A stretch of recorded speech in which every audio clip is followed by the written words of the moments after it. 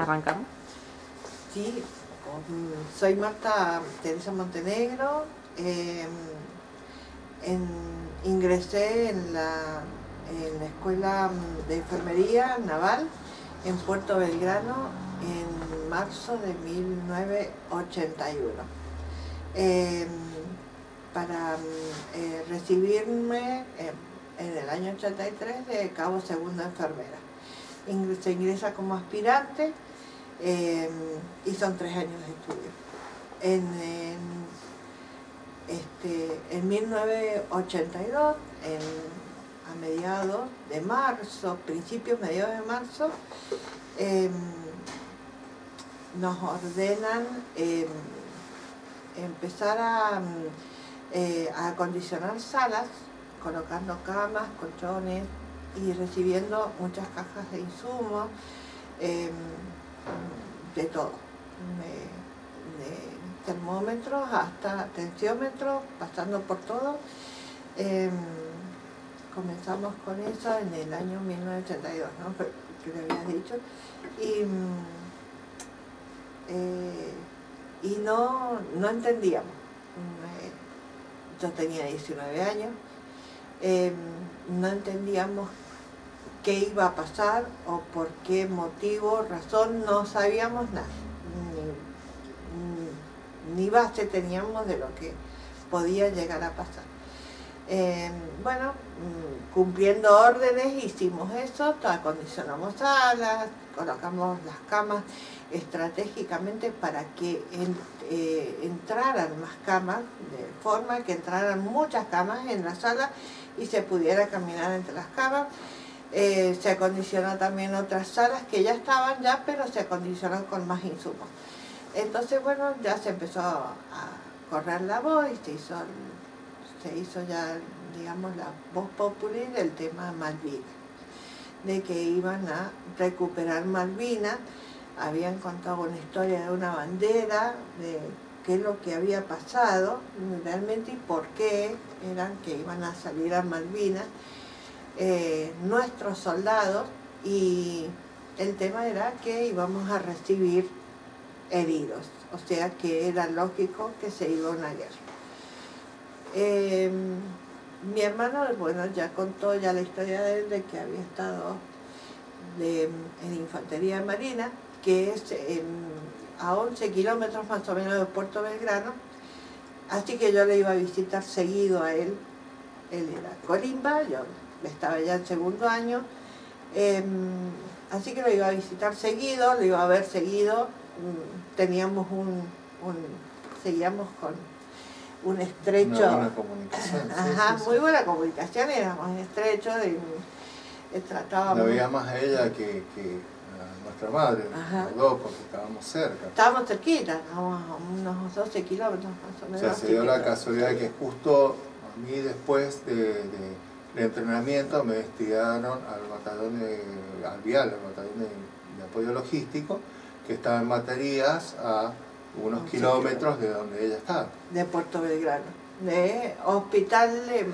Puerto Belgrano es todo, y yo estaba en el hospital dentro de Puerto Belgrano.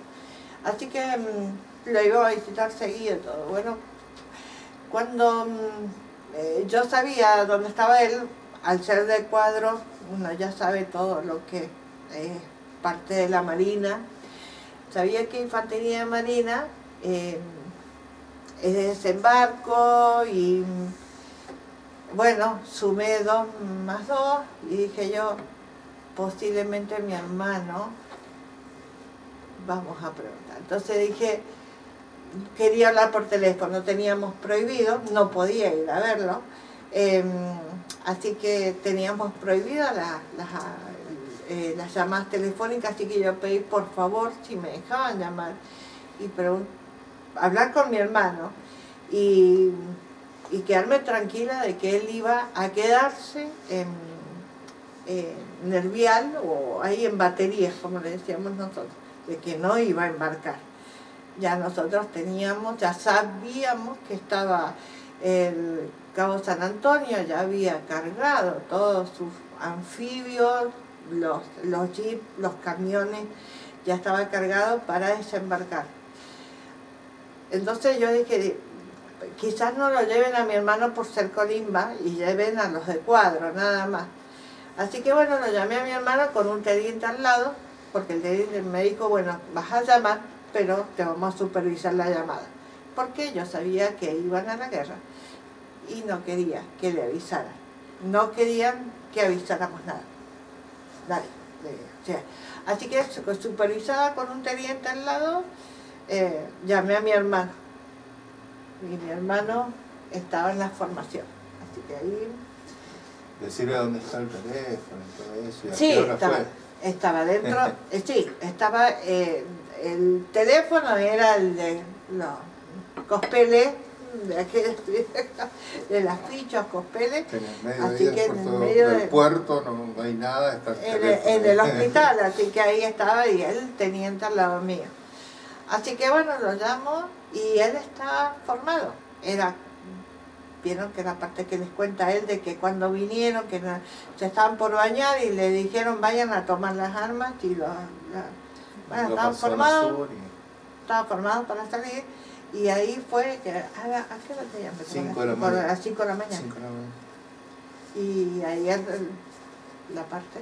Sí, yo me acuerdo que estábamos formados ahí en Puerto Belgrano por batallones. Recuerdan que todo el batallón mío no fue, éramos 50, 60, pues el batallón era mucho más grande, como de 500 efectivos, pero éramos 50, 70 por ahí más o menos. Y eran las 5 de la mañana y yo me acuerdo que llaman al soldado Montenegro. Y entonces levanto la mano yo, éramos un montón, si éramos, no sé si nos embarcamos todo ahí, pero en el barco iban como entre 800 y 900 efectivos dentro del barco, el buque ese mar. Y sí, soy yo, y se tiene llamada. Y yo no sabía, digo, a las 5 de la mañana en el puerto, ¿quién me llama? Y entonces, ahora fui yo, dice, bueno, por acá, y yo fui por ahí. Y me pasó, y era ella, que me estaba llamando por teléfono. Entonces, negro me dice, digo, Maita, ¿cómo andás? Me dice, ¿qué haces? Sí, mirá, nos están embarcando, le digo yo, para, no sé, digo, iremos a desayunar ahí. Ahí es donde se me partió el alma. Porque claro. Cuando me dijo, me estoy embarcando, listo. Yo tenía ilusión de que me dijeran, no, mira, está todo bien, estoy en... No me dijeron nada, cuando me dijo, sí, estamos embarcando, dije, listo. Ya, yo sabía dónde iba, él no. ¿Y vos le dijiste a él? No, no podía. ¿No le dijiste No podía. Tenía el teniente al lado. De todos modos, si no hubiera tenido el teniente al lado, no se lo hubiera dicho. ¿Cómo le voy a decirle de que, mira hermano, te están embarcando porque vas a la guerra? No creo que no hubiera sido lo más lógico ni lo más humano. No sé. Así que bueno, de ahí él partió, por lo menos tuve la oportunidad de hablar con él antes de que partiera a dónde iba a partir. Así que bueno, nosotros seguimos con nuestra tarea hospital, después también acondicionamos el Iriza, el buque Iriza, ese buque llevó a unas voluntarias, que eran instrumentadoras voluntarias, de ahí de Punta Alta. Eran civiles, así que también creo que eran 4 o 5. Y acondicionamos también porque el buque en realidad era un rompehielos, así que se acondicionó también con mucho material, insumos, todo. También estuvimos haciendo toda esa tarea y en el Hospital Naval de Puerto Belgrano, acondicionando todo para recibir lo que después empezamos a recibir. Así que, bueno, aproximadamente, ya bueno, el primer herido y el primer cadáver lo recibimos nosotros, el chino. El cadáver chino llegó a Hospital Naval de Puerto Belgrano. Y el primer herido, que fue el Ernesto Urbina, que era un buzo táctico, que iba en el Cabo San Antonio, también lo recibimos nosotros, lo atendimos nosotros, estuvimos amigos, nos hicimos amigos de Ernesto, así que bueno, ahí comenzamos, de a poquito, recibir 1, 2, 3, 4 y después recibíamos de a cientos, tocaba una sirena, no descansábamos, no dormíamos, no vivíamos, estábamos ahí. Es más, este año comencé a hablar de esto y comencé cuando, a medida que voy hablando, voy recordando todo, empiezo a recordar cosas. Y bueno, y nos llegaban heridos, pero sonaba una sirena, eran 3, 4 de la mañana y sonaba una sirena fortísima que actualmente la escucho en las películas. Y era de que a cada uno teníamos destinado un puesto donde teníamos que ir en el momento de la sirena. Yo era clasificación de heridos. Llegaban las ambulancias, que tengo una foto de esa época, que la tengo ahí porque como tesoro, porque no sé quién sacó esa foto de cómo llegaban las ambulancias de esa época.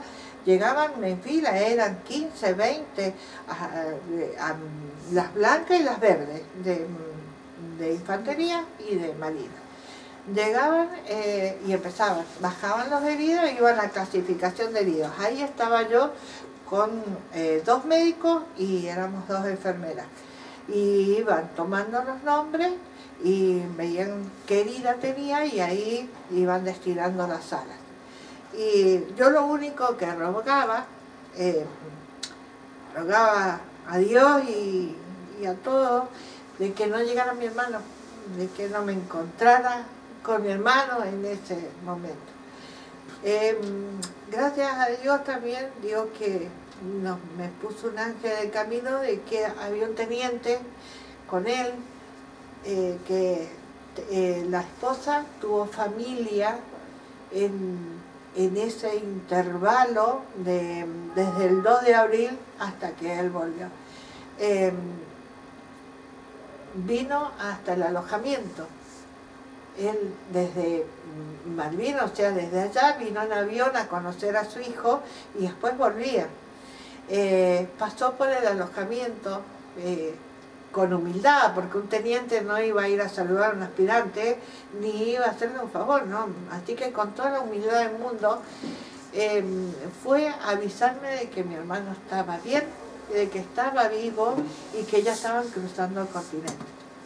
Entonces ella estaba más tranquila, así que me dijo, yo me voy mañana, así que si usted quiere mandarle algo, dice, mándele.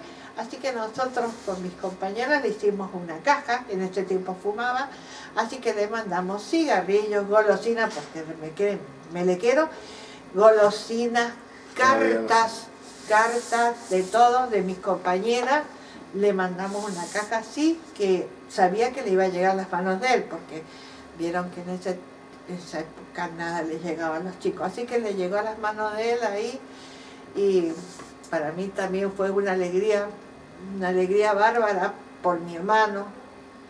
Tuvimos muchos compañeros heridos, muchos compañeros muertos. De que no lo iba, iba a ir a clasificación, pero iba a ir más tranquila, que no lo iba a encontrar a él. Así que bueno, gracias a Dios estamos los dos y podemos contar esta historia que para mí, les digo, que después de 40 años, primera vez que la puedo contar. Inclusive con él hay muchas cosas que recién me entero de que había estado en Punta Alta y yo pensé que había pasado a Capital cuando vino con el tema de las armas. Y no, había estado en Punta Alta. Y fíjense cómo sería de que no nos podíamos comunicar, de que podríamos haber estado ahí, y después él volvió, pero podríamos haber estado y nunca nos dijeron que estaba él. Sí, eran tiempos complicados, una vorágine de cosas, entonces nuestra atención estaba centrada en otras cosas, en el tema de armas, en el tema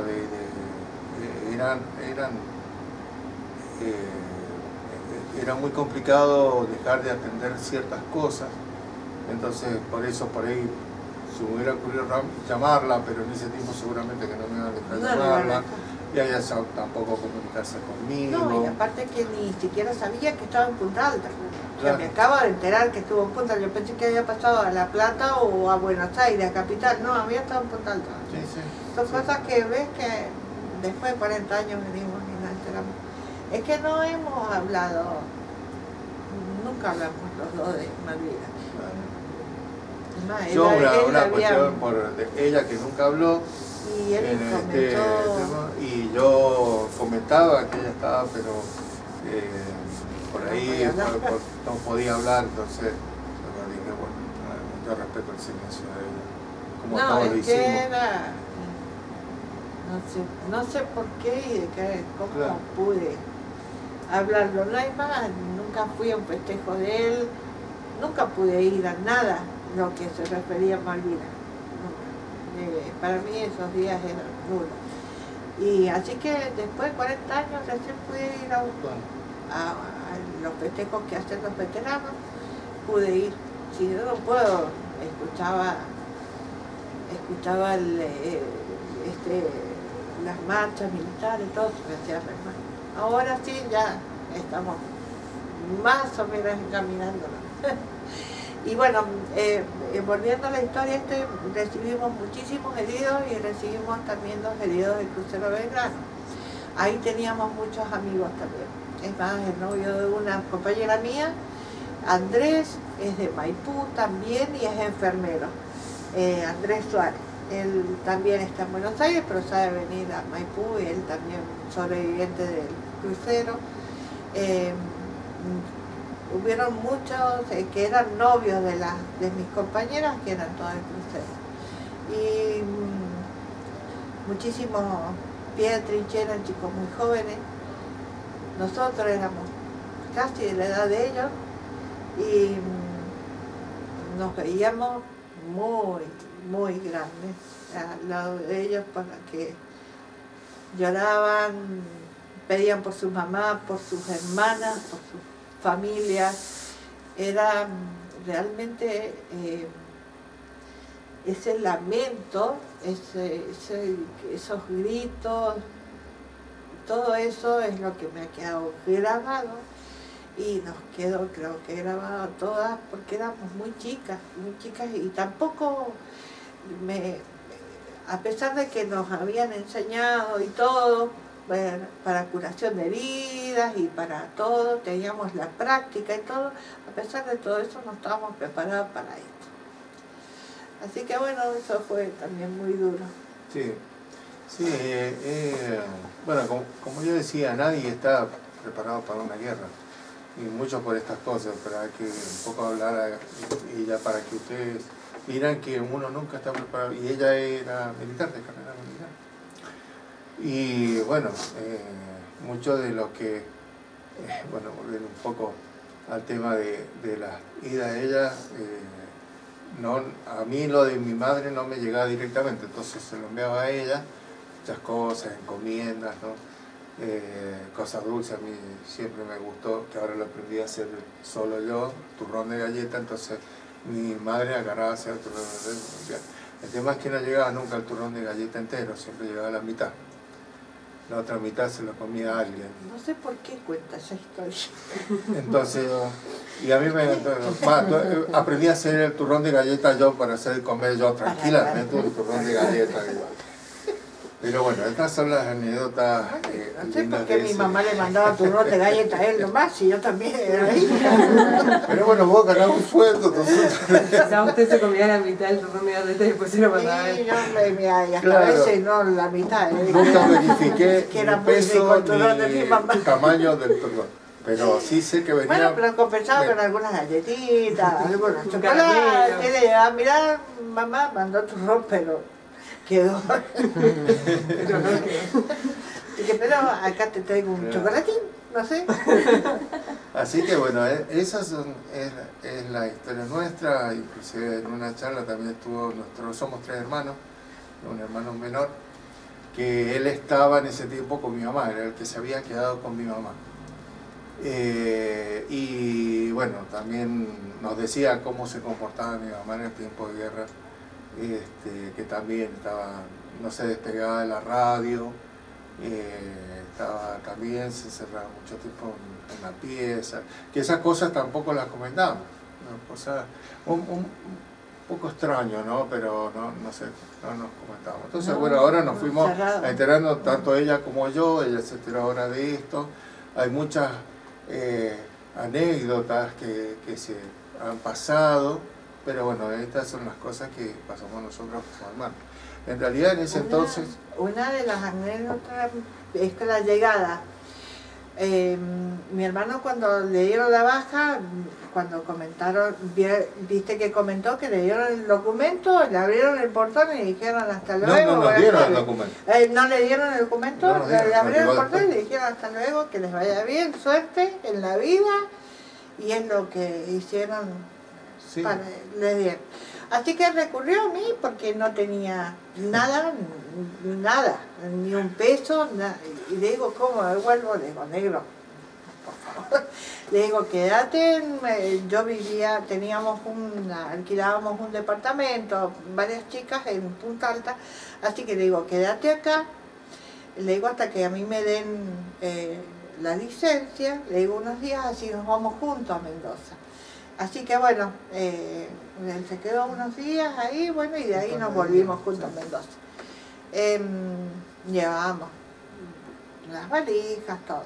Cuando llegó, salió todo el vecindario, salió mi mamá a recibirlo, todo para él. Yo también había hecho algo por Malvina y me dejaron atrás llevando los bolsos, las valijas. Esa es la anécdota que tengo yo. Sí, esa es un reclamo más que anécdota. Lo que pasa es que la casa nuestra queda ahí en el primer 13 de diciembre, donde vivía mi mamá, a media cuadra. Entonces nosotros veníamos por Modesto Lima, doblábamos sobre República Líbano y ahí empezaba a ver las vecinas, estaban de una mañana, estaban barriendo la vereda, todo eso. Y decían, ahí llega el Omarcito, y empezaron todos ahí. Entonces, y ella estaba al lado mío, pero me daban bolilla a mí. Bueno. No. Entonces vino mi madre, y bueno, me abrazó, todo eso. Y yo no recuerdo que ella mencionaba a Marta, por eso le decía. No dijo, hola hija. Siempre me saludaba muy bien y todo, pero esa vez no. No, es más, cerró la puerta y les golpeé, le digo ahí. ¿Y usted cómo se sintió en ese momento, más allá de que ahora es una anécdota? No, sí, ahora una anécdota, sí, no.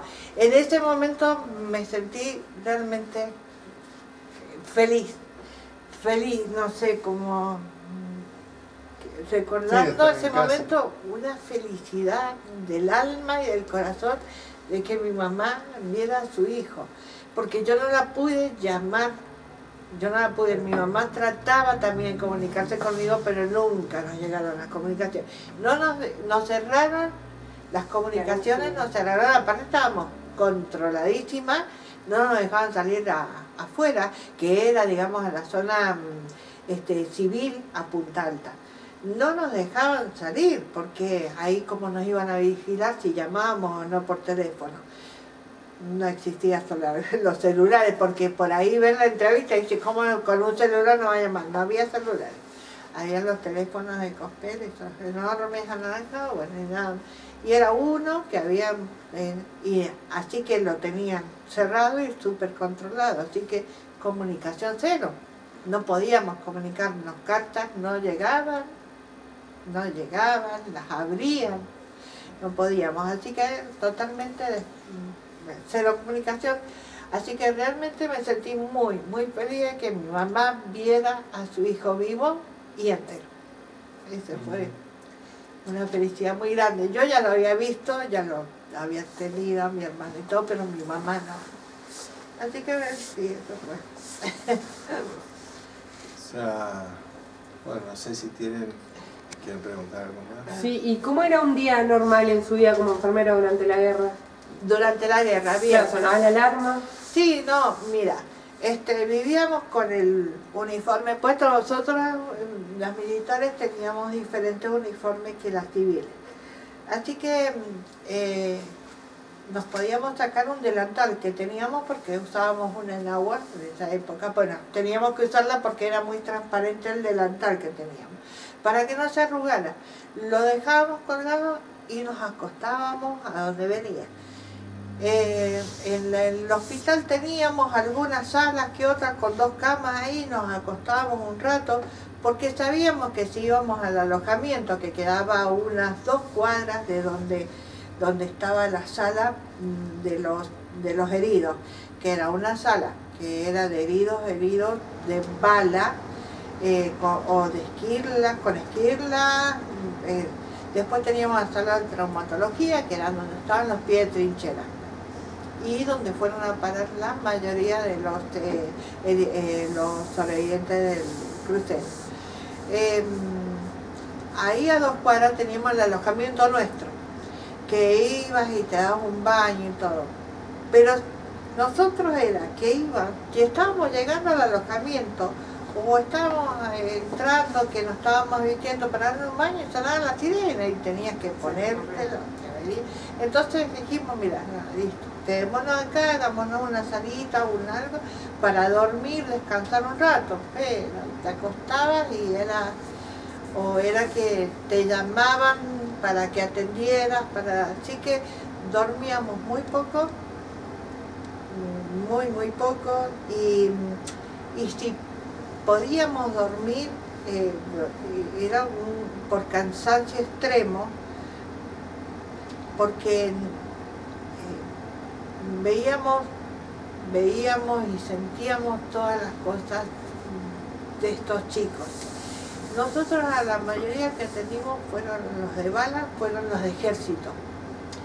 Y eran todos chicos, la mayoría norteños y litoraleños. Chaco, Formosa, de Corrientes, muchísimas Corrientes, Entre Ríos. Y eran de nuestra edad, así que era una charla de esa edad con los chicos, pero sentíamos la pena de ellos, de no poder comunicarse con su mamá. Es más, muchas veces vinieron voluntarias a escribir cartas para avisarle a las madres que estaban vivos. Eran voluntarias que eran de ahí.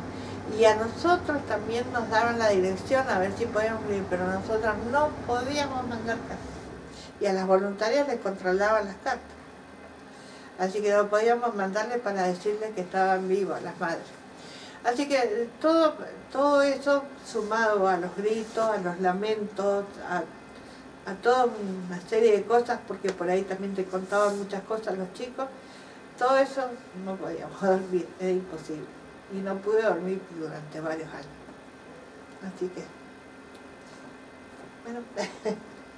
Bien. Y la misma pregunta que le hizo Omar, ¿vos sentís que la Argentina te debe algo? Sí, a nosotras nos debe mucho. A nosotras no nos quieren nombrar veteranas, no es combatiente porque no fuimos combatientes, pero nosotros estudiamos para atender heridos, y los heridos se tienen en los hospitales. Sí se hacen ahora hospitales también de campaña, los hospitales de estos, pero el hospital de campaña que había en Puerto Madryn nos mandaban todos los heridos a nosotros, nos llegaban, pero a montones nos llegaban, porque ellos no daban abasto y no tenían como ahora, la modernicidad que hay ahora y toda la tecnología y todo para atender a heridos graves. Así que nos mandaban ahí al hospital de Puerto Belgrano, que estábamos ahí nomás. Así que, y a ellas sí las nombraron veteranas, y ellas no estuvieron en el TOAS, como dicen ahora, o en el TOP, y las nombraron veteranas, ellas eran de Fuerza Aérea. Y a nosotras, no hay forma de que nos nombren veteranos. Así que yo creo que más allá de la pensión o de la ayuda económica, yo creo el reconocimiento de que nos reconozcan como veteranas de guerra, porque en todo el mundo, en todas las guerras, las enfermeras son veteranas, en este país, ¿no? En este país tuvieron que pelear las chicas que la nombraron veterana, que son 4, tuvieron que pelearla muchos años peleando. Y el año pasado le dieron el reconocimiento. O sea, 39 años de todo lo que hicimos. Aparte, todo lo que... en nuestro país en ese tiempo no había soldados mujeres, que ya en varios países había, Rusia, Estados Unidos, y muchos países más así, ya habían soldados mujeres, acá no. Pero como digo yo siempre, a ver, no tenían un arma, pero sí tenían una venda, un bisturí, algo para el dolor de la gente, un oído, un corazón para atender. Entonces, en cierta manera, y yo reconozco como veterana de Malvinas. ¿Y qué se siente haber sido de las primeras camadas que fue enfermera y mujer en un mundo conquistado por hombres? Totalmente, sí. ¿Cómo era el trato con sus superiores? Sí, no, con los superiores era... No, nos costó muchísimo. Con superiores, inferiores, lo que sea. Nos costó muchísimo abrir camino en un país totalmente de hombres ahí. Así que sí, fui la segunda camada de la enfermera de segunda promoción, de promoción 83. Fuimos la segunda promoción de mujeres y nos costó mucho. Hasta que yo me fui, todavía nos costaba. Y yo me recibí en el 83 y después seguí trabajando como civil en el mismo hospital, pero como civil o militar, la mujer estaba en el subsuelo. Sí. Así que nos costó muchísimo abrir camino y sí estoy orgullosa, orgullosísima de haber pertenecido a las Fuerzas Armadas y orgullosa de haber hecho historia, porque realmente somos historia en la Armada. Primero por haber sido una de las primeras promociones de enfermeras navales y segundo por haber estado en este tema de Malvinas también. Yo creo parte de la historia, quizás la Argentina no, pero yo sí, y los que nos conocen también. Bien. Bien. Bueno, ¿tiene otra pregunta? Hay una pregunta que hicimos recién. ¿Cuál es el mensaje para los jóvenes que quiera dejar? Y es lo mismo también. Opino lo mismo que mi hermano. Que ahora la juventud que vaya conociendo, sabiendo lo que se vivió en Malvinas realmente, y que luchen de la parte no de una guerra, no sirve, como decía mi hermano, no sirve la guerra, se sale perdiendo en todo.